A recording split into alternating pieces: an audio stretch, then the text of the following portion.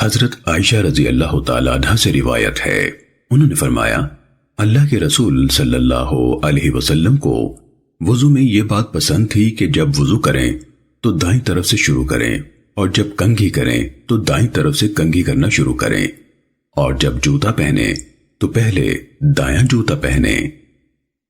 سنن ابن ماجہ حدیث نمبر 401۔ حضرت عبداللہ بن عباس رضی اللہ تعالیٰ عنہما سے روایت ہے کہ رسول اللہ صلی اللہ علیہ وسلم نے ایک ہی چلو سے کلی بھی کی اور ناک میں پانی بھی ڈالا۔ سنن ابن ماجہ حدیث نمبر 403۔ حضرت علی رضی اللہ تعالیٰ عنہ سے روایت ہے کہ رسول اللہ صلی اللہ علیہ وسلم نے وضو کیا تو ایک چلو سے 3 بار کلی کی اور 3 بار ناک میں پانی ڈالا۔ سنن ابن ماجہ حدیث نمبر 404۔ حضرت عبداللہ بن زید انصاری رضی اللہ تعالیٰ عنہ سے روایت ہے، انہوں نے فرمایا رسول اللہ صلی اللہ علیہ وسلم ہمارے پاس تشریف لائے اور وضو کے لیے پانی طلب فرمایا۔ میں نے پانی حاضر کیا تو آپ صلی اللہ علیہ وسلم نے ایک چلو سے کلی کی اور ناک میں پانی ڈالا۔ سنن ابن ماجہ حدیث نمبر 405۔ حضرت سلمہ بن قیس رضی اللہ تعالیٰ عنہ سے روایت ہے، انہوں نے کہا رسول اللہ صلی اللہ علیہ وسلم نے مجھ سے فرمایا جب تو وضو کرے تو ناک صاف کیا کر، اور جب قضاء حاجت کے بعد ڈھیلے استعمال کرے تو طاق تعداد میں استعمال کر۔ سنن ابن ماجہ حدیث نمبر 406۔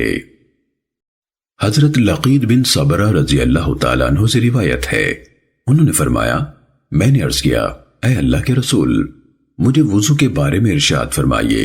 آپ صلی اللہ علیہ وسلم نے فرمایا وضو اچھی طرح پورا کر اور ناک میں پانی ڈالنے میں مبالغہ کر سوائے اس کے کہ تو روزے سے ہو۔ سنن ابن ماجہ حدیث نمبر 407۔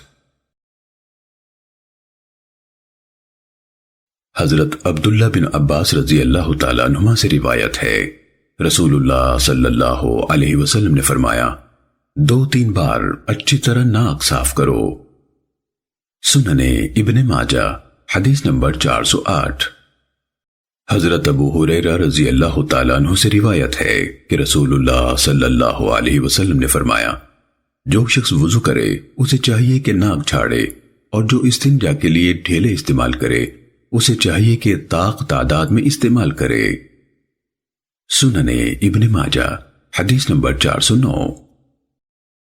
حضرت ثابت بن ابی صفیہ سمالی سے روایت ہے، انہوں نے کہا کہ میں نے ابو جعفر سے پوچھا کیا آپ کو حضرت جابر بن عبداللہ رضی اللہ تعالیٰ عنہما سے مروی یہ حدیث پہنچی ہے کہ نبی صلی اللہ علیہ وسلم نے ایک ایک بار اعضاء کو دھو کر وضو کیا؟ انہوں نے فرمایا ہاں۔ میں نے کہا اور یہ حدیث بھی کہ 2-2 بار اور 3-3 بار اعضاء دھو کر بھی وضو کیا؟ انہوں نے فرمایا ہاں۔ سنن ابن ماجہ حدیث نمبر 410۔ حضرت عبداللہ بن عباس رضی اللہ تعالیٰ عنہما سے روایت ہے، انہوں نے فرمایا میں نے رسول اللہ صلی اللہ علیہ وسلم کو دیکھا کہ آپ نے ایک ایک چلو لے کر وضو کیا۔ سنن ابن ماجہ حدیث نمبر 411۔ حضرت شقیق بن سلمہ رحمۃ اللہ علیہ سے روایت ہے، انہوں نے فرمایا میں نے حضرت عثمان اور حضرت علی رضی اللہ تعالیٰ عنہما کو دیکھا کہ وہ 3-3 بار اعضاء دھو کر وضو کرتے تھے اور فرماتے تھے رسول اللہ صلی اللہ علیہ وسلم کا وضو اس طرح ہوا کرتا تھا۔ امام ابن ماجہ رحمۃ اللہ علیہ کے شاگرد ابو الحسن بن سلمہ نے کہا ہمیں ابو حاتم نے ابو نعیم سے، انہوں نے عبد الرحمن بن ثابت بن ثوبان سے اسی طرح حدیث بیان کی۔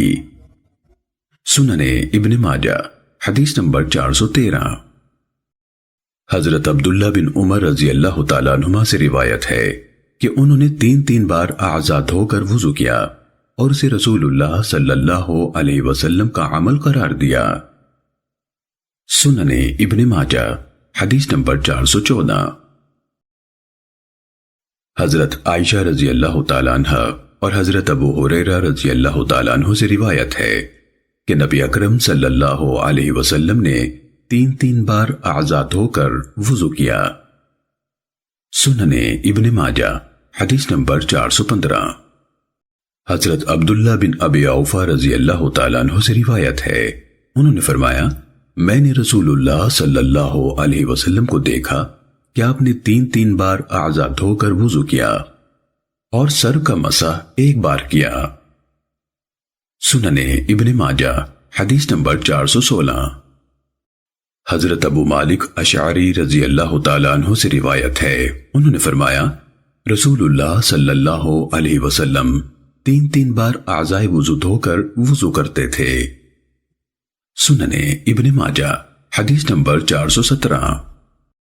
حضرت ربیع بنت معوذ ابن افرا رضی اللہ تعالیٰ عنہ سے روایت ہے کہ رسول اللہ صلی اللہ علیہ وسلم نے 3 بار اعضاء دھو کر وضو کیا۔ سننے ابن ماجہ حدیث نمبر 418۔ حضرت عبداللہ بن عمرو بن عاص رضی اللہ تعالیٰ عنہما سے روایت ہے، انہوں نے فرمایا ایک اعرابی نبی صلی اللہ علیہ وسلم کی خدمت میں حاضر ہوا اور آپ سے وضو کے بارے میں سوال کیا۔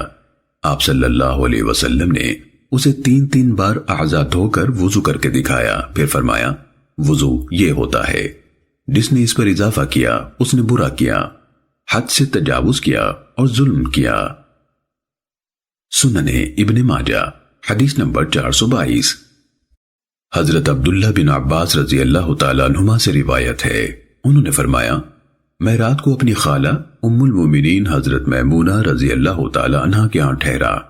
رات کو نبی صلی اللہ علیہ وسلم اٹھے، آپ نے ایک مشک سے وضو کیا اور وضو بھی مختصر یعنی کم پانی استعمال کیا۔ میں اٹھا اور میں نے بھی ویسے ہی کیا جیسے آپ صلی اللہ علیہ وسلم نے کیا تھا۔ سننے ابن ماجہ حدیث نمبر 423۔ حضرت عبداللہ بن عباس رضی اللہ تعالیٰ عنہما سے روایت ہے، انہوں نے فرمایا ہمیں رسول اللہ صلی اللہ علیہ وسلم نے خوب کامل وضو کرنے کا حکم دیا۔ سننے ابن ماجہ حدیث نمبر 426۔ حضرت ابو سعید خدری رضی اللہ تعالیٰ عنہ سے روایت ہے کہ انہوں نے رسول اللہ صلی اللہ علیہ وسلم کو یہ فرماتے سنا کیا میں تمہیں وہ اعمال نہ بتاؤں جن کی وجہ سے اللہ تعالیٰ غلطیاں معاف فرما دیتا ہے اور نیکیوں میں اضافہ فرما دیتا ہے؟ صحابہ نے عرض کیا کیوں نہیں اللہ کے رسول؟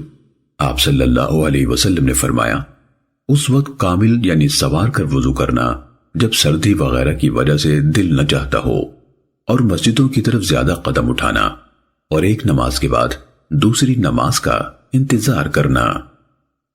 سننے ابن ماجہ حدیث نمبر 427۔ حضرت ابو ہریرہ رضی اللہ تعالیٰ عنہ سے روایت ہے کہ نبی صلی اللہ علیہ وسلم نے فرمایا غلطیوں کے کفارے یہ ہیں اس وقت کامل وضو کرنا جب دل نہ چاہتا ہو، اور مسجدوں کی طرف چلنے کے لیے پاؤں کام میں لانا، اور نماز کے بعد نماز کا انتظار کرنا۔ سننے ابن ماجہ حدیث نمبر 428۔ حضرت عثمان رضی اللہ تعالیٰ عنہ سے روایت ہے کہ رسول اللہ صلی اللہ علیہ وسلم نے وضو کیا تو داڑھی مبارک کا خلال کیا۔ سننے ابن ماجہ حدیث نمبر 430۔ حضرت ابو ایوب انصاری رضی اللہ تعالیٰ عنہ سے روایت ہے، انہوں نے فرمایا میں نے رسول اللہ صلی اللہ علیہ وسلم کو دیکھا کہ آپ نے وضو کیا تو داڑھی مبارک کا خلال کیا۔ سننے ابن ماجہ حدیث نمبر 433۔ حضرت عمر بن یحییٰ اپنے والد سے روایت کرتے ہیں کہ انہوں نے اپنے والد عمر بن یحییٰ کے دادا حضرت عبداللہ بن زید رضی اللہ تعالیٰ عنہ سے عرض کیا کیا آپ مجھے عملی طور پر دکھا سکتے ہیں کہ رسول اللہ صلی اللہ علیہ وسلم کس طرح وضو کیا کرتے تھے؟ حضرت عبداللہ بن زید رضی اللہ تعالیٰ عنہ نے فرمایا ہاں ابھی دکھا دیتا ہوں۔ انہوں نے پانی طلب فرمایا، پھر اپنے ہاتھوں پر پانی ڈال کر 2 بار ہاتھ دھوئے، پھر 3 بار کلی کی اور ناک صاف کی، پھر 3 بار چہرہ دھویا، پھر گھونیاں تک بازو 2 بار دھوئے، پھر دونوں ہاتھوں سے سر کا مسح کیا۔ مسح کے دوران میں ہاتھوں کو آگے بھی لائے اور پیچھے بھی لے گئے۔ مسح کرنا سر کے اگلے حصے سے شروع کیا، پھر گدی تک ہاتھوں کو لے گئے، پھر واپس اسی جگہ لے آئے جہاں سے شروع کیا تھا، اس کے بعد دونوں پاؤں دھوئے۔ سننے ابن ماجہ حدیث نمبر 434۔ حضرت علی رضی اللہ تعالیٰ عنہ سے روایت ہے کہ رسول اللہ صلی اللہ علیہ وسلم نے سر کا مسح ایک بار کیا۔ سننے ابن ماجہ حدیث نمبر 436۔ حضرت سلمہ بن اکوع رضی اللہ تعالیٰ عنہ سے روایت ہے، انہوں نے فرمایا میں نے رسول اللہ صلی اللہ علیہ وسلم کو دیکھا کہ آپ نے وضو کیا تو سر کا مسح ایک بار کیا۔ سننے ابن ماجہ حدیث نمبر 437۔ حضرت ربیع بنت معوذ ابن عفرہ رضی اللہ تعالی عنہ سے روایت ہے، انہوں نے فرمایا رسول اللہ صلی اللہ علیہ وسلم نے وضو کیا تو 2 بار سر کا مسح کیا۔ سننے ابن ماجہ حدیث نمبر 438۔ حضرت عبداللہ بن عباس رضی اللہ تعالیٰ عنہما سے روایت ہے کہ رسول اللہ صلی اللہ علیہ وسلم نے وضو کے دوران میں کانوں کا مسح کیا، ان کی اندرونی طرف کا مسح شہادت کی انگلیوں سے کیا اور انگوٹھے کانوں کے باہر کی طرف لے آئے، پھر ان کا باہر اور اندر سے مسح کیا۔ سننے ابن ماجہ حدیث نمبر 439۔ حضرت ربیع رضی اللہ تعالیٰ عنہ سے روایت ہے کہ نبی صلی اللہ علیہ وسلم نے وضو کیا تو کانوں کے باہر اور اندر مسح کیا۔ سننے ابن ماجہ حدیث نمبر 440۔ حضرت ربیع بنت معوذ ابن عفرہ رضی اللہ تعالیٰ عنہ سے روایت ہے، انہوں نے فرمایا نبی صلی اللہ علیہ وسلم نے وضو کیا تو اپنے کانوں کے سوراخوں میں انگلیاں داخل کیں۔ سننے ابن ماجہ حدیث نمبر 441۔ حضرت مقدام بن معدی یکرب رضی اللہ تعالیٰ عنہ سے روایت ہے کہ رسول اللہ صلی اللہ علیہ وسلم نے وضو کیا تو سر کا مسح کیا اور کانوں کا بھی باہر اندر سے مسح کیا۔ سننے ابن ماجہ حدیث نمبر 442۔ حضرت عبداللہ بن زید رضی اللہ تعالیٰ عنہ سے روایت ہے رسول اللہ صلی اللہ علیہ وسلم نے فرمایا کان سر میں شامل ہیں۔ سننے ابن ماجہ حدیث نمبر 443۔ حضرت ابو امامہ رضی اللہ تعالیٰ عنہ سے روایت ہے کہ رسول اللہ صلی اللہ علیہ وسلم نے فرمایا کان سر میں شامل ہیں، اور آپ صلی اللہ علیہ وسلم ایک بار سر کا مسح کرتے تھے اور آنکھوں کے کونوں کا مسح کرتے تھے۔ سننے ابن ماجہ حدیث نمبر 444۔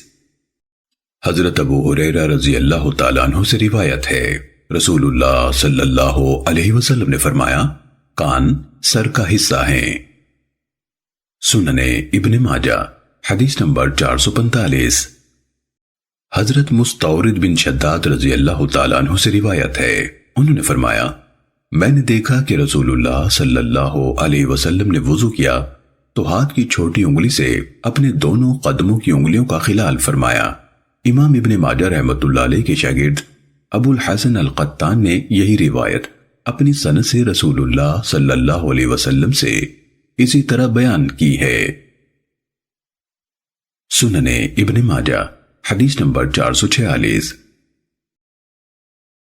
حضرت عبداللہ بن عباس رضی اللہ تعالیٰ عنہما سے روایت ہے رسول اللہ صلی اللہ علیہ وسلم نے فرمایا جب تو نماز کے لیے اٹھے تو کامل وضو کر اور ہاتھوں اور پاؤں کی انگلیوں کے درمیان پانی پہنچا۔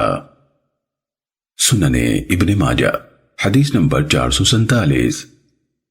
حضرت عاصم بن لقیط بن صبرہ اپنے والد سے روایت کرتے ہیں کہ رسول اللہ صلی اللہ علیہ وسلم نے فرمایا کامل وضو کر اور انگلیوں میں خلال کر۔ سننے ابن ماجہ حدیث نمبر 448۔ حضرت عبداللہ بن عامر رضی اللہ تعالیٰ عنہما سے روایت ہے، انہوں نے فرمایا رسول اللہ صلی اللہ علیہ وسلم نے کچھ لوگوں کو وضو کرتے دیکھا، آپ نے دیکھا کہ جو افراد وضو کر چکے تھے ان کی ایڑیاں چمک رہی تھیں، جو پاؤں اچھی طرح نہ دھونے کی وجہ سے واضح طور پر خشک نظر آ رہی تھیں۔ آپ صلی اللہ علیہ وسلم نے فرمایا ایڑیوں کے لیے آگ کا عذاب ہے، وضو اچھی طرح مکمل کرو۔ سننے ابن ماجہ حدیث نمبر 450۔ حضرت عائشہ رضی اللہ تعالیٰ عنہ سے روایت ہے رسول اللہ صلی اللہ علیہ وسلم نے فرمایا ایڑیوں کے لیے آگ کا عذاب ہے، سنن ابن ماجہ حدیث نمبر 451۔ حضرت ابو سلمہ رحمہ اللہ سے روایت ہے، انہوں نے فرمایا حضرت عائشہ رضی اللہ تعالی عنہ نے اپنے بھائی حضرت عبد الرحمن رضی اللہ تعالیٰ عنہ کو وضو کرتے دیکھا تو فرمایا کامل وضو کیا کرو، کیونکہ میں نے رسول اللہ صلی اللہ علیہ وسلم سے یہ فرمان سنا ہے، ایڑیوں کے لیے آگ کا عذاب ہے۔ سنن ابن ماجہ حدیث نمبر 452۔ حضرت ابو ہریرہ رضی اللہ تعالیٰ عنہ سے روایت ہے کہ رسول اللہ صلی اللہ علیہ وسلم نے فرمایا ایڑیوں کے لیے آگ کا عذاب ہے۔ سنن ابن ماجہ حدیث نمبر 453۔ حضرت جابر بن عبداللہ رضی اللہ تعالیٰ عنہ سے روایت ہے، انہوں نے فرمایا میں نے رسول اللہ صلی اللہ علیہ وسلم سے یہ ارشاد سنا، ایڑیوں یعنی عراقیب کے لیے آگ کا عذاب ہے۔ سنن ابن ماجہ حدیث نمبر 454۔ حضرت خالد بن ولید، حضرت یزید بن ابو سفیان، حضرت شرحبیل بن حسنہ اور حضرت عمرو بن عاص رضی اللہ تعالیٰ عنہم، ان سب سے روایت ہے کہ انہوں نے رسول اللہ صلی اللہ علیہ وسلم کو یہ فرماتے سنا، وضو پورا کرو، ایڑیوں کے لیے آگ کا عذاب ہے۔ سنن ابن ماجہ حدیث نمبر 455۔ حضرت ابو حیہ رحمہ اللہ سے روایت ہے، انہوں نے فرمایا میں نے حضرت علی رضی اللہ تعالیٰ عنہ کو دیکھا کہ انہوں نے وضو کیا تو اپنے دونوں قدم ٹخنوں تک دھوئے، پھر فرمایا میں نے چاہا کہ تم لوگوں کو تمہارے نبی صلی اللہ علیہ وسلم کے وضو کا طریقہ عملی طور پر دکھا دوں۔ سنن ابن ماجہ حدیث نمبر 456۔ حضرت مقدام بن معدی کریب رضی اللہ تعالیٰ عنہ سے روایت ہے کہ رسول اللہ صلی اللہ علیہ وسلم نے وضو کیا تو اپنے پاؤں 3 بار دھوئے۔ سنن ابن ماجہ حدیث نمبر 457۔ حضرت عثمان بن عفان رضی اللہ تعالیٰ عنہ سے روایت ہے کہ نبی صلی اللہ علیہ وسلم نے فرمایا جو شخص اس طرح مکمل وضو کرتا ہے جس طرح اللہ نے حکم دیا ہے تو اس کی فرض نمازیں ان کے درمیانی اوقات کے گناہوں کا کفارہ بن جاتی ہیں۔ سنن ابن ماجہ حدیث نمبر 459۔ حضرت رفاعہ بن رافع رضی اللہ تعالیٰ عنہ سے روایت ہے کہ وہ نبی صلی اللہ علیہ وسلم کی خدمت میں بیٹھے تھے تو آپ نے فرمایا کسی کی نماز اس وقت تک مکمل نہیں ہوتی جب تک وہ اپنا وضو اس طرح کامل طور پر نہ کرے جس طرح اسے اللہ نے حکم دیا ہے، یعنی اپنا چہرہ اور کوہنیوں تک بازو دھوئے، سر کا مسح کرے اور ٹخنوں تک پاؤں دھوئے۔ سنن ابن ماجہ حدیث نمبر 460۔ حضرت حکم بن سفیان ثقفی رضی اللہ تعالیٰ عنہ سے روایت ہے، انہوں نے رسول اللہ صلی اللہ علیہ وسلم کو دیکھا کہ آپ نے وضو کیا، پھر پانی کا ایک چلو لے کر اپنے سطر پر چھڑکا۔ سنن ابن ماجہ حدیث نمبر 461۔ حضرت جابر رضی اللہ تعالیٰ عنہ سے روایت ہے کہ رسول اللہ صلی اللہ علیہ وسلم نے وضو کیا تو اپنے سطر پر پانی کے چھینٹے مارے۔ سنن ابن ماجہ حدیث نمبر 464۔ حضرت ام ہانی بنت ابو طالب رضی اللہ تعالیٰ عنہ سے روایت ہے، انہوں نے فرمایا جس سال مکہ فتح ہوا رسول اللہ صلی اللہ علیہ وسلم نہانے کے پانی کی طرف گئے، حضرت فاطمہ رضی اللہ تعالیٰ عنہ نے رسول اللہ صلی اللہ علیہ وسلم کے لیے پردہ تان دیا تو آپ صلی اللہ علیہ وسلم نے غسل فرمایا، اس کے بعد آپ نے اپنا کپڑا لے کر جسم پر لپیٹ لیا۔ سنن ابن ماجہ حدیث نمبر 465۔ حضرت ام المومنین میمونہ رضی اللہ تعالی عنہ سے روایت ہے، انہوں نے فرمایا جب رسول اللہ صلی اللہ علیہ وسلم نے غسل جنابت کیا تو میں نے آپ کی خدمت میں کپڑا یعنی تولیہ وغیرہ پیش کیا، آپ صلی اللہ علیہ وسلم نے اسے واپس کر دیا اور جسم پر ہاتھ کے ساتھ پانی چھاڑنے لگے۔ سنن ابن ماجہ حدیث نمبر 467۔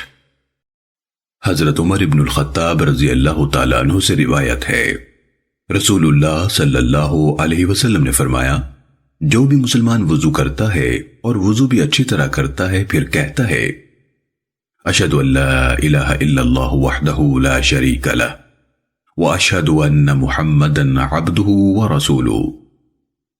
میں گواہی دیتا ہوں کہ اکیلے اللہ کے سوا کوئی معبود نہیں، اس کا کوئی شریک نہیں، اور میں گواہی دیتا ہوں کہ محمد صلی اللہ علیہ وسلم اس کے بندے اور اس کے رسول ہیں۔ اس کے لیے جنت کے 8 دروازے کھول دیے جاتے ہیں، وہ جس میں سے چاہے داخل ہو جائے۔ سنن ابن ماجہ حدیث نمبر 470۔ حضرت عبداللہ بن زید رضی اللہ تعالیٰ عنہ سے روایت ہے، انہوں نے فرمایا رسول اللہ صلی اللہ علیہ وسلم ہمارے ہاں تشریف لائے، ہم نے پیتل کے ایک برتن میں پانی پیش کیا تو آپ صلی اللہ علیہ وسلم نے اس سے وضو کیا۔ سنن ابن ماجہ حدیث نمبر 471۔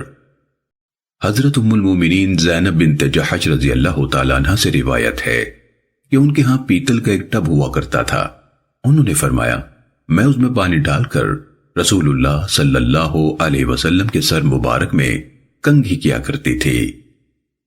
سنن ابن ماجہ حدیث نمبر 472۔ حضرت ابو ہریرہ رضی اللہ تعالیٰ عنہ سے روایت ہے کہ نبی صلی اللہ علیہ وسلم نے طور یعنی ایک قسم کے کھلے منہ کے برتن میں پانی لے کر وضو کیا۔ سنن ابن ماجہ حدیث نمبر 473۔ حضرت عائشہ رضی اللہ تعالیٰ عنہ سے روایت ہے، انہوں نے فرمایا رسول اللہ صلی اللہ علیہ وسلم سو جاتے تھے حتیٰ کہ خراٹے لینے لگتے، پھر کھڑے ہو کر نماز پڑھتے اور وضو نہ کرتے۔ وکیع بیان کرتے ہیں کہ ام المومنین رضی اللہ تعالیٰ عنہ کی مراد یہ ہے کہ آپ صلی اللہ علیہ وسلم کو بعض اوقات سجدے میں نیند آ جاتی تھی۔ سنن ابن ماجہ حدیث نمبر 474۔ حضرت عبداللہ بن مسعود رضی اللہ تعالیٰ عنہ سے روایت ہے کہ رسول اللہ صلی اللہ علیہ وسلم سو گئے حتیٰ کہ خراٹے لینے لگے، پھر اٹھ کھڑے ہوئے اور نماز پڑھ لی۔ سنن ابن ماجہ حدیث نمبر 475۔ حضرت صفوان بن عسال رضی اللہ تعالیٰ عنہ سے روایت ہے، انہوں نے فرمایا رسول اللہ صلی اللہ علیہ وسلم ہمیں حکم دیتے تھے کہ ہم 3 دن تک اپنے موزے نہ اتاریں، سوائے اس کے کہ جنابت کی وجہ سے غسل کرنا پڑے، تب تو اتارنا ہی پڑے گے، لیکن پیشاب پخانے یا نیند کی وجہ سے موزے اتارنے کی ضرورت نہیں۔ سنن ابن ماجہ حدیث نمبر 478۔ حضرت بصرہ بنت صفوان رضی اللہ تعالی عنہ سے روایت ہے کہ رسول اللہ صلی اللہ علیہ وسلم نے فرمایا جب کوئی شخص اپنی شرمگاہ کو ہاتھ لگائے تو اسے چاہیے کہ وضو کرے۔ سنن ابن ماجہ حدیث نمبر 479۔ حضرت جابر بن عبداللہ رضی اللہ تعالیٰ عنہما سے روایت ہے رسول اللہ صلی اللہ علیہ وسلم نے فرمایا جب کوئی شخص اپنے عضو خاص کو ہاتھ لگائے تو اس پر لازم ہے کہ وضو کرے۔ سنن ابن ماجہ حدیث نمبر 480۔ حضرت ام المومنین ام حبیبہ رضی اللہ تعالیٰ عنہ سے روایت ہے، انہوں نے فرمایا میں نے رسول اللہ صلی اللہ علیہ وسلم سے یہ ارشاد سنا جو شخص اپنے عضو تناسل کو ہاتھ لگائے اسے چاہیے کہ وضو کرے۔ سنن ابن ماجہ حدیث نمبر 481۔ حضرت ابو ایوب رضی اللہ تعالیٰ عنہ سے روایت ہے، انہوں نے فرمایا میں نے رسول اللہ صلی اللہ علیہ وسلم سے یہ ارشاد سنا جو شخص اپنی شرمگاہ کو ہاتھ لگائے تو اسے چاہیے کہ وضو کرے۔ سنن ابن ماجہ حدیث نمبر 482۔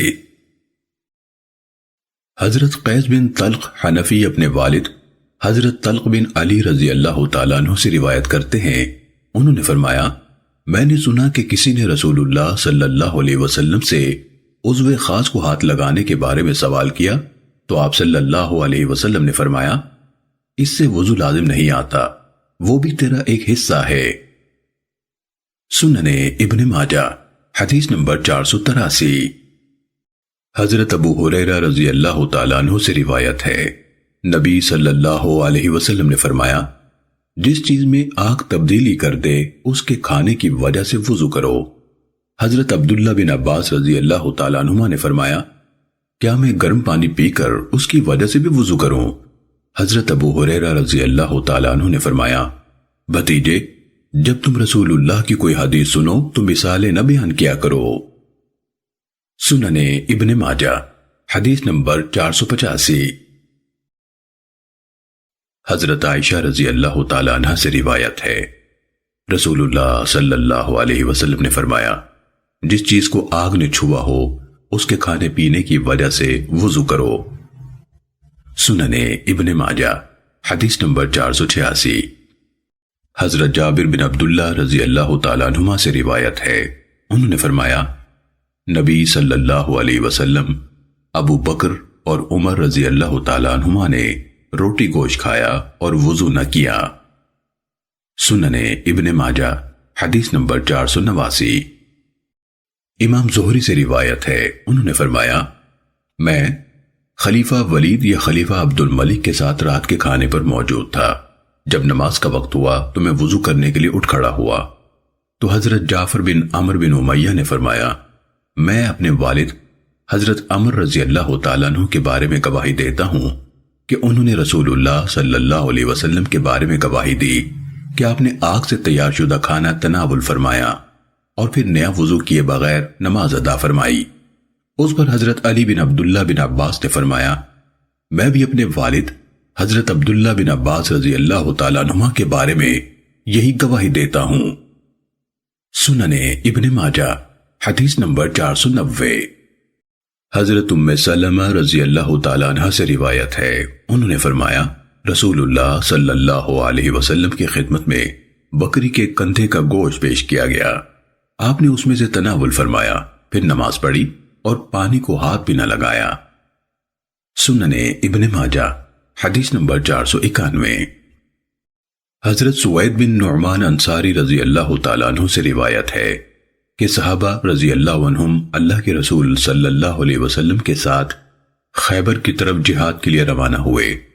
جب وہ مقام صحابہ پر پہنچے تو نبی صلی اللہ علیہ وسلم نے عصر کی نماز ادا کی، پھر کھانا طلب فرمایا تو آپ کی خدمت میں صرف ستو پیش کیے گئے اور کوئی چیز موجود نہیں تھی، سب نے کھایا پیا۔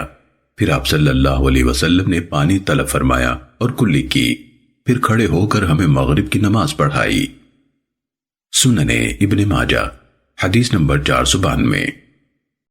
حضرت ابو ہریرہ رضی اللہ تعالیٰ عنہ سے روایت ہے کہ رسول اللہ صلی اللہ علیہ وسلم نے بکری کے شانے کا گوشت تناول فرمایا، پھر کلی کی، ہاتھ دھوئے اور نماز ادا کی۔ سنن ابن ماجہ حدیث نمبر 493۔ حضرت برا بن عازب رضی اللہ تعالیٰ عنہ سے روایت ہے، انہوں نے کہا، رسول اللہ صلی اللہ علیہ وسلم سے اونٹ کے گوشت سے وضو کا مسئلہ دریافت کیا گیا تو آپ نے فرمایا، اس سے وضو کرو۔ سنن ابن ماجہ حدیث نمبر 494۔ حضرت جابر بن سمرہ رضی اللہ تعالیٰ عنہ سے روایت ہے، انہوں نے فرمایا، ہمیں رسول اللہ صلی اللہ علیہ وسلم نے حکم دیا کہ اونٹ کا گوشت کھا کر وضو کریں اور بھیڑ بکری کا گوشت کھا کر وضو نہ کریں۔ سنن ابن ماجہ حدیث نمبر 495۔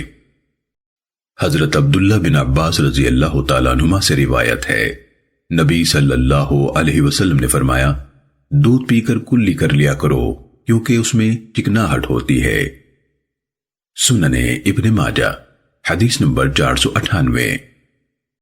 حضرت ام المومنین ام سلمہ رضی اللہ تعالیٰ عنہ سے روایت ہے، اللہ کے رسول صلی اللہ علیہ وسلم نے فرمایا، جب تم دودھ پیو تو کلی کر لیا کرو کیونکہ اس میں چکناہٹ ہوتی ہے۔ سنن ابن ماجہ حدیث نمبر 499۔